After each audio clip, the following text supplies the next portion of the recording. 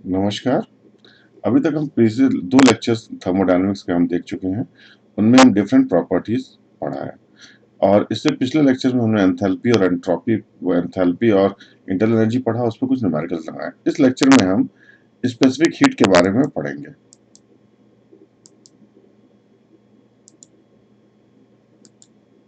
तो specific heat सी, तो हम ये देखते हैं हीटिंग में दो चीजें आती हैं।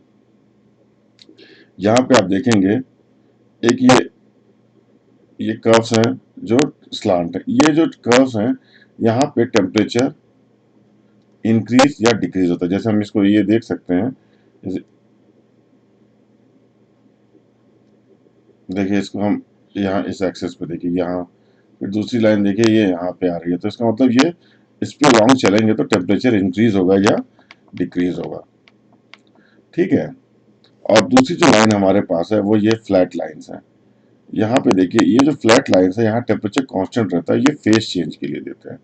तो इस जगह पे हमारे पास फॉर्मूला है Q is equal to m mass into latent heat L.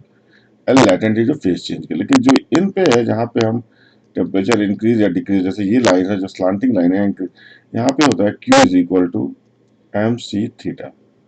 जो एम सी क्या है, स्पेसिफिक हीट है, थीटा या टेम्परेचर चेंज है। तो इस फॉर्मूले को देखें तो Q इज इक्वल टू और C की वैल्यू, स्पेसिफिक हीट की वैल्यू हो जाए Q अपॉन एम। यदि वन एम को 1 kg ले लेते हैं और डेल्टा थीटा जो टेम्परेचर चेंज है इसको 1 डिग्री सेंटीग्रेड ले लें या 1 केल्विन ले लें, तो हमारे पास C is equal to Q आ जाता है। मतलब C is equal to Q in joules. तो specific heat is amount of heat in joules या calorie needed to increase the temperature of mass of 1 kg through 1 degree centigrade. इसलिए इसकी unit है joule पर kg डिग्री सेंटीग्रेड, ये भी inverse. तो specific heat की यूनिट है और इससे हम निकल जाता है। और ये अब जब हम ये सॉलिड की बात करते हैं, इसी तरीके से हम गैसेस में भी हम ये चीजें कर सकते हैं। तो गैसेस में भी स्पेसिफिक हीट होती है, लेकिन वो दो तरीके की होती है। जैसे फॉर्मूला फॉर गैसेस इज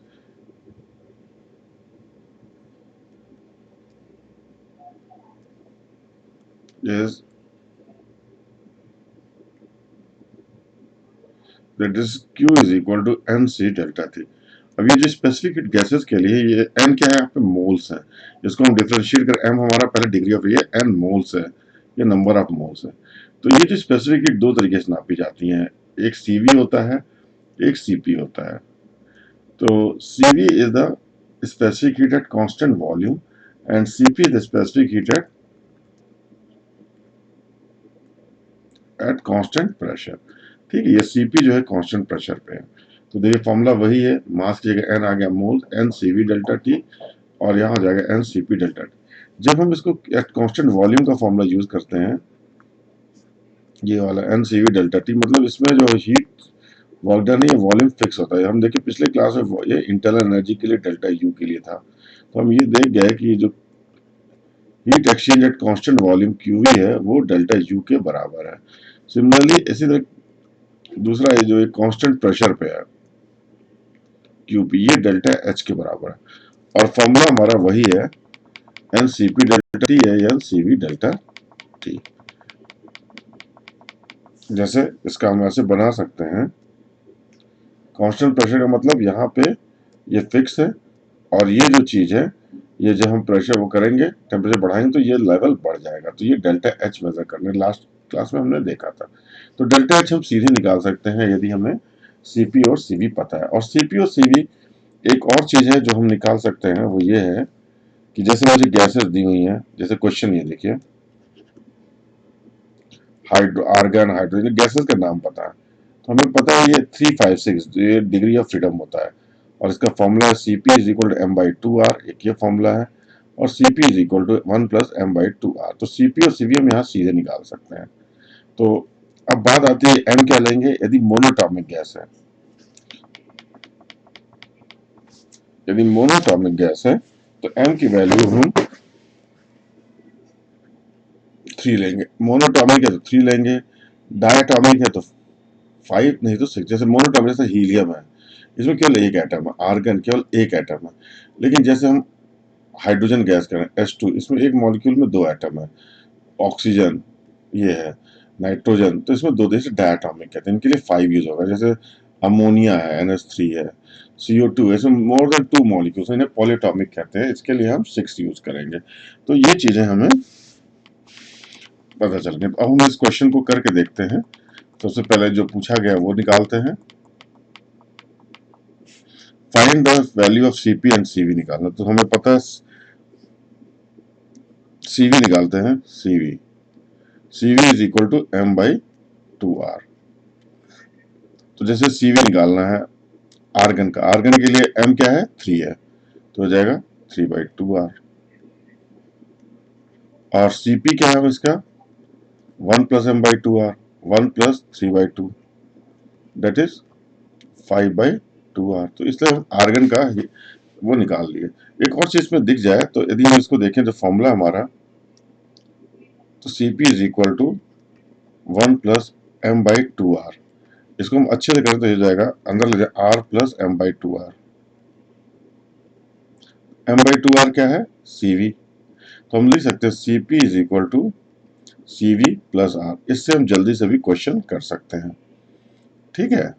अब इसी चीज को हम Cp और Cv हाइड्रोजन और CO2 के लिए निकाल के देखते हैं। जैसे हाइड्रोजन के लिए, हाइड्रोजन के केस में क्या है, m की वैल्यू हो गई 5, तो Cv क्या हो गई m/2r, 5/2r that is 2.5r। तो इसका Cp क्या हो जाएगा, इसमें r जोड़ दें तो हो जाएगा 3.5r, सीधे निकल गया। अब जैसे मुझे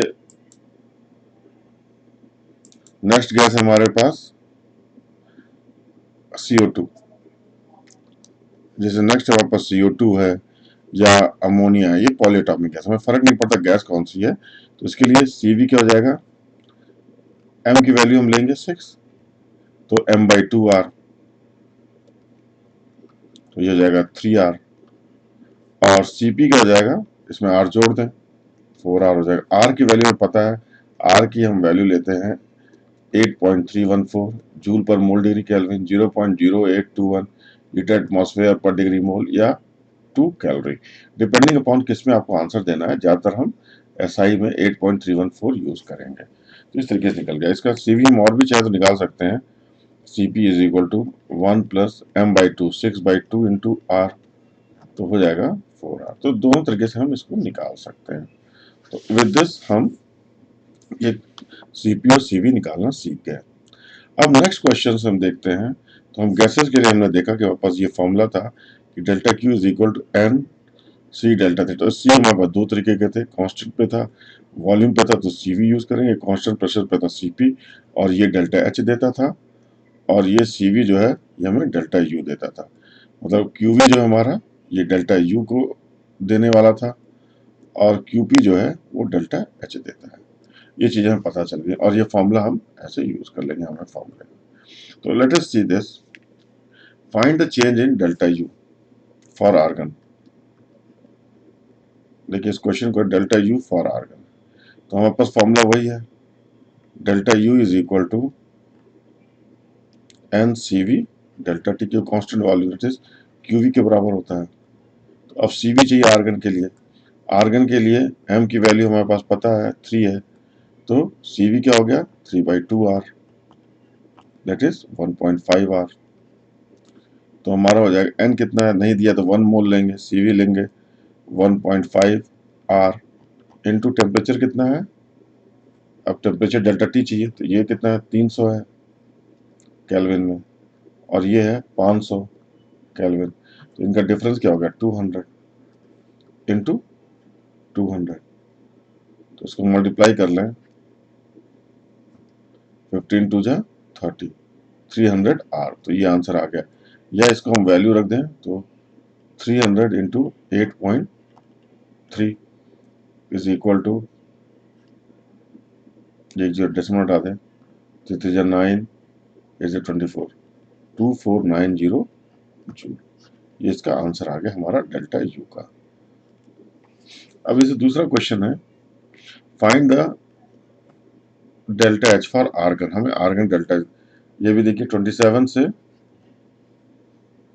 300, यहाँ पे देखिए वही है 27 क्या हो गया 300, और ये हो गया 500 केल्विन। तो ये मेरा टेम्परेचर दिया हुआ है और वॉल्यूम जो चेंज हो रहा है वो 3 to 5 लीटर्स हो रहा है एट कांस्टेंट प्रेशर। हमें तो चलो प्रेशर की वैल्यू देने की जरूरत ही नहीं है, हमें डेल्टा एच निकालना है। फॉर्मूला हमारे पास है is equal to n C P delta T.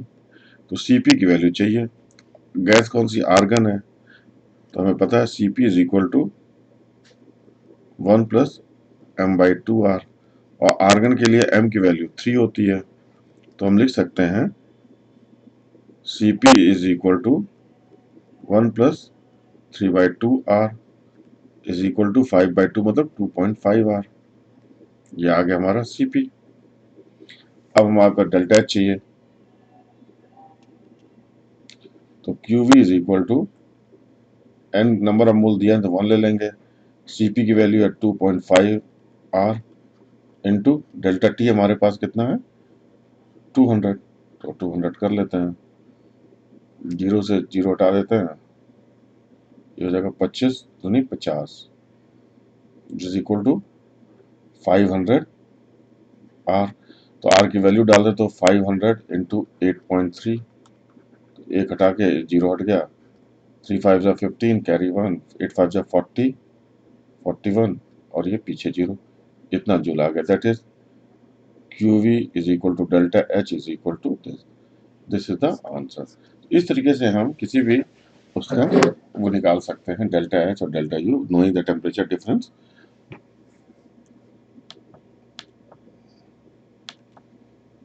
अब स्पेसिफिक हमने उसका लिक्विड का निकाल लिया।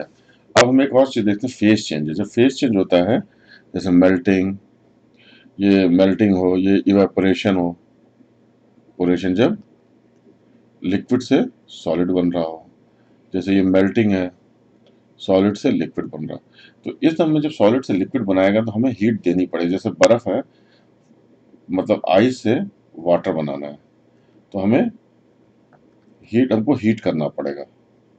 हीट मतलब बर्फ को हमें हीट करेंगे तब जाके ये पानी में कन्वर्ट होगा।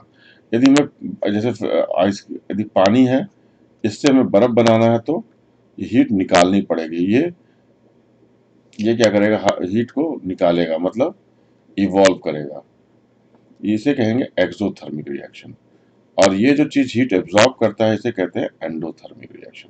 हम ये पिछले वाले क्लास में पढ़े थे। तो हमें हीट देना पड़ेगा, जब हमें हीट देना पड़ता है उसे एंडोथर्मिक कहते हैं, और जिसमें से हीट निकलता है उसको हम एक्सोथर्मिक कहते हैं। तो हम और दूसरी चीज फेज चेंज की बात करते हैं। तो चलिए 3 क्वेश्चंस और को देख लेते हैं। तो ये है, पहला है find the amount of heat evolve और एब्जॉर्ब। ये दो चीज बतानी है, निकलेगा when 5 gram of water is converted to steam, मतलब वाटर से स्टीम है। तो आप सबको पता है कि स्टीम लेने के लिए आपको पानी को गैस पे गर्म करना पड़ता है, तो इसका मतलब हीट आपको देना पड़ेगा, इसको गर्म करना पड़ेगा। इसका मतलब ये एंडोथर्मिक रिएक्शन है, ये एब्जॉर्ब करेगा पहली चीज।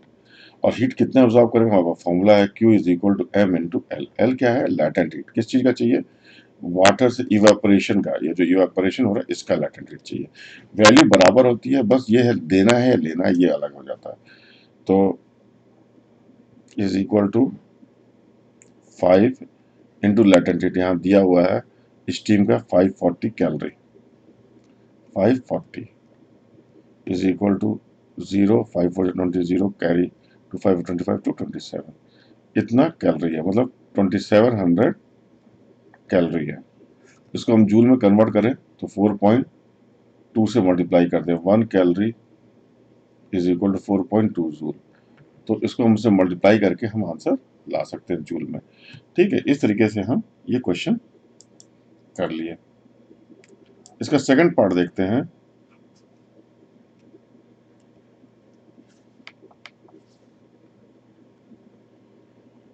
सेकंड पार्ट है ये 6 kg of water into ice. ये पार्ट है इसका सेकंड पार्ट है 6 kg of water into ice, मतलब वाटर को हमें आइस में कन्वर्ट करना है। तो क्या होगा, हम आइस से बर्फ पानी बनाते हैं तो गर्म करना पड़ता है, यहाँ पे ये हीट निकलेगा, ये एक्सोथर्मिक है, मतलब हीट इवॉल्व होगा। एक चीज ये, क्योंकि हम देखते हैं बर्फ को पिघलाने के लिए गर्म करते हैं, लेकिन पानी से बर्फ बनाना है तो हमें हीट मिलेगी। बस हमारे पास यहाँ भी फेज चेंज हो रहा है, Q is equal to M into L. Q कितना है हम देखते हैं, वाटर से आइस, इसे कहते हैं मेल्टिंग या फ्यूजन। मेल्टिंग जब होता है, जब आइस से वाटर बनता है, और वाटर से आइस बनता है तो इसको कहते हैं फ्यूजन। तो दोनों का हीट सेम होता है, तो हमारे पास देखिए यहाँ पे 80 दिया हुआ है और 6 इंटू 80, ये हो जाएगा 480 कैलोरी। ये हमारा आंसर आ गया 480 कैलोरी। और हमें कन्वर्जन का पता ही है कि 1 calorie is equal to 4.2 joule, इसे करके हम कन्वर्ट कर सकते हैं। ये तो दो फेज चेंज के क्वेश्चंस आ गए हमारे पास। अब तीसरा पार्ट करते हैं।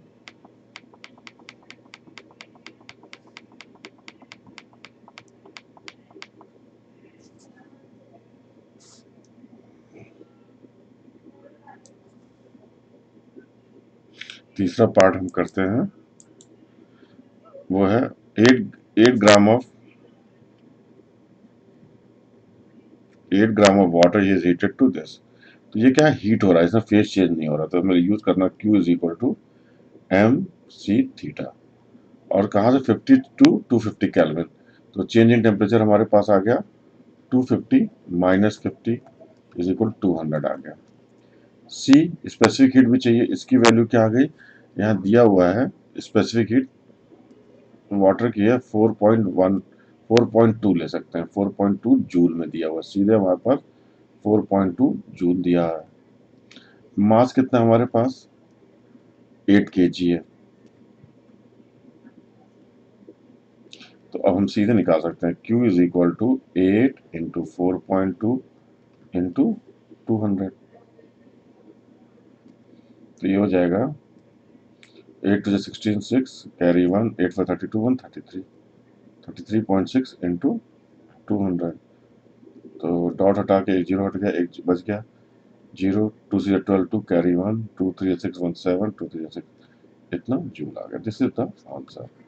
इस तरीके से हम इन चीज़ों को निकाल सकते हैं। हमें देखना है कि हीट सॉलिड के लिए टेम्परेचर राइज हो रहा है या गैस के लिए। सॉलिड फॉर्मूला सेम है, गैस में दो फॉर्मूले और आ जाते हैं, वो है कांस्टेंट वॉल्यूम पे है या कांस्टेंट प्रेशर पे है।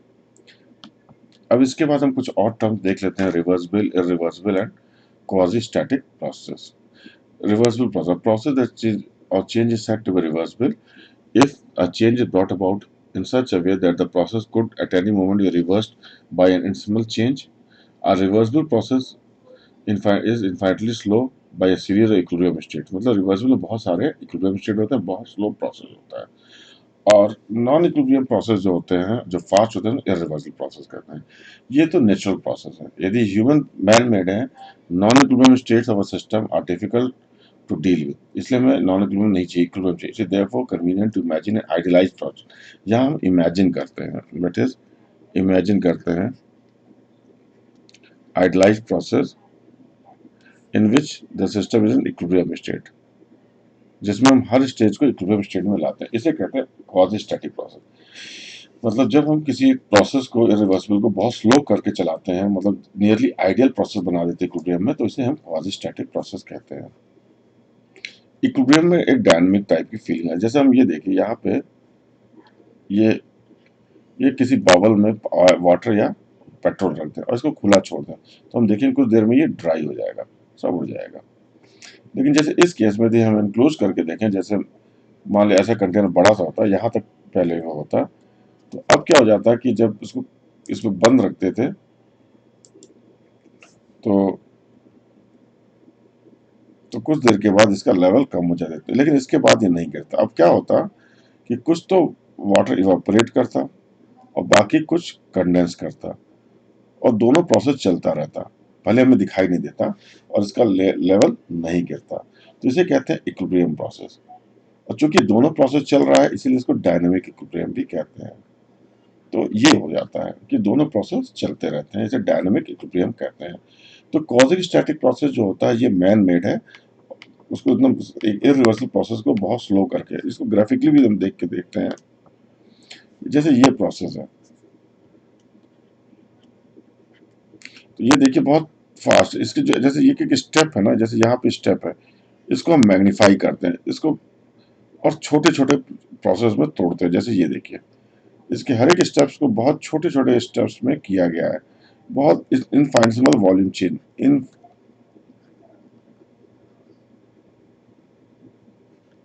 बहुत छोटा वॉल्यूम चेंज लाया गया। जैसे कम से कम जितना हो सके, जैसे 0.0001 लीटर, ऐसे बहुत छोटा, इससे छोटा हो सकता है।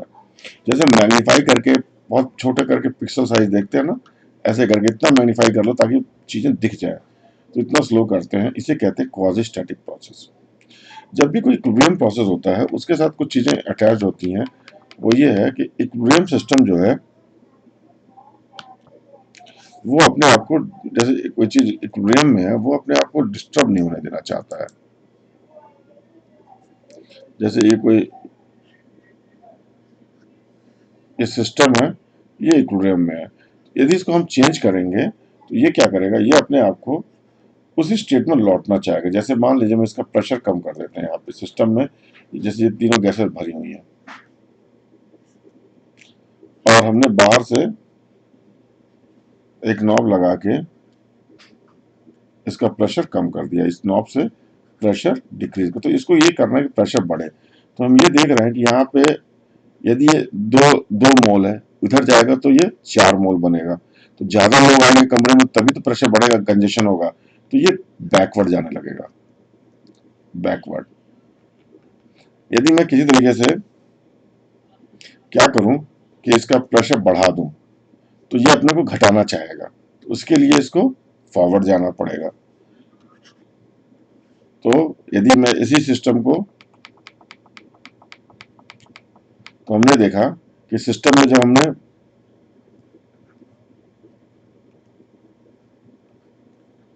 प्रेशर को इंक्रीज कर दिया तो क्या हुआ, ये प्रेशर इंक्रीज करने से रिएक्शन उस तरफ जाएगा। देखे,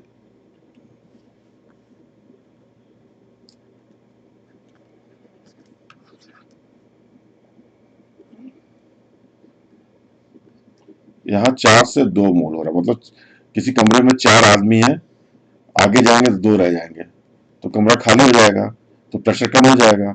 यदि पीछे आएंगे तो 2 के 4 हो जाएंगे, दो दोस्त और भी आ जाएंगे, तो यहाँ प्रेशर बढ़ जाएगा। तो जब हम प्रेशर कम करते हैं तो सिस्टम चाहता है अपने आप प्रेशर बढ़ाना, तो वो बैकवर्ड हो जाएगा, तो वो बैकवर्ड जाएगा। लेकिन मान लीजिए हमने क्या किया, प्रेशर को डिक्रीज कर दिया, मतलब घटा दिया, तो वो उधर जाकर जिधर आदमी बढ़े,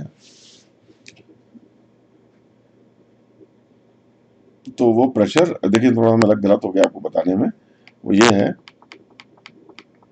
कि जब हम इसका प्रेशर, हमें ये दिख गया कि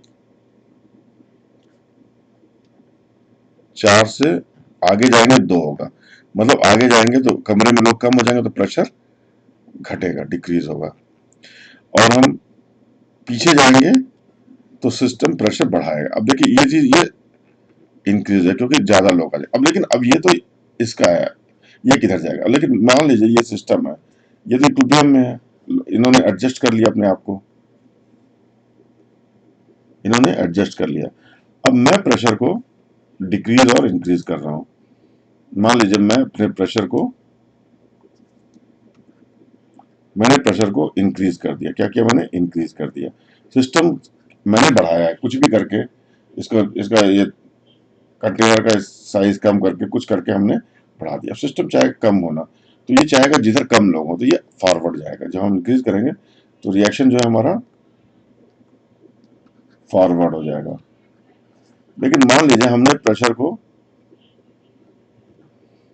डिक्रीज कर दिया, मैंने हमने प्रेशर कम कर दिया, तो सिस्टम का जगह बढ़ा दिया। अब ये चाहेगा प्रेशर बढ़ाना, यार कैसे बढ़े, तो देखिएगा पीछे की तरफ जाने में लोग ज्यादा हो रहे हैं, प्रेशर बढ़ जाएगा। यहाँ देखिए पीछे जाने में 4 हो रहे हैं, तो ये बैकवर्ड हो जाएगा। यही ली चिटेलियर प्रिंसिपल ने कहा कि जब सिस्टम को हम बाहर से जबरदस्ती करेंगे तो सिस्टम उस तरफ जाएगा ताकि हमारे काम को वो जीरो कर दे। तो इसी के state that a change in any of the factor that determine the equilibrium condition of a system will cause the system to change in such a manner so as to reduce or counteract the effect of that change। ठीक है, ये हमने देख लिया। Is zeroth law of thermodynamics. ये कहता है कि जैसे हमारे पास देखिए ये एक सी कॉमन सिस्टम है, ए सिस्टम है, एक बी सिस्टम है, एक सी सिस्टम है। तो हम ये कहता है कि यदि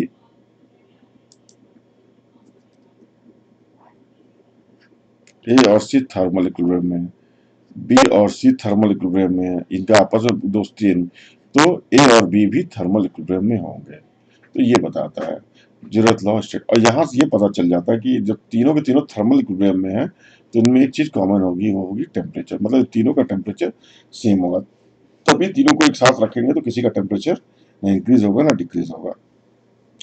तो यहाँ से ये चीज पता चल गई टेम्परेचर क्या होता है। Temperature is a measure of hotness of a body, कितना गर्म है। यदि कोई बॉडी आपको गर्म लगती है तो इसका मतलब वो आपको हीट देना चाहती है।